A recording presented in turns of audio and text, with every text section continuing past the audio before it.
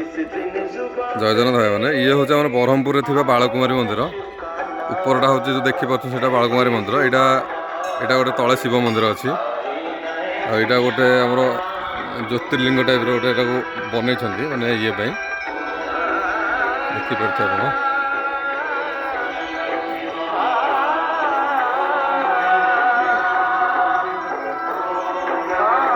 आप उच्चा पाखापाखि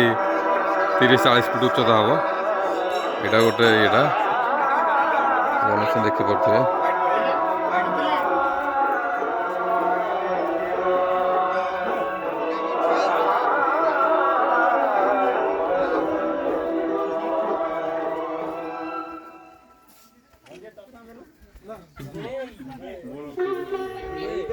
बहुत बढ़िया जगह शांति प्लेस देखिपे आप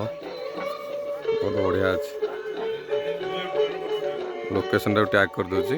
आप आसपे चाहिए बुलिक आसपे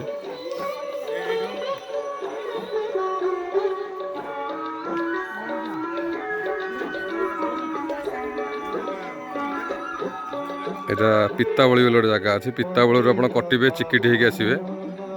चिकिटी आमर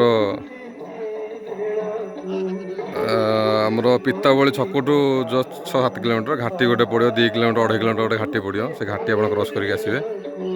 आसी पहुँचले एमती सुंदर प्लेस आसी पहुँची पारे देखिपे प्राकृतिक नेचर पूरा जंगल आम बर्तमान अच्छु पहाड़ ठू अच्छु 4-5 किलोमीटर उच्चतार अच्छु आम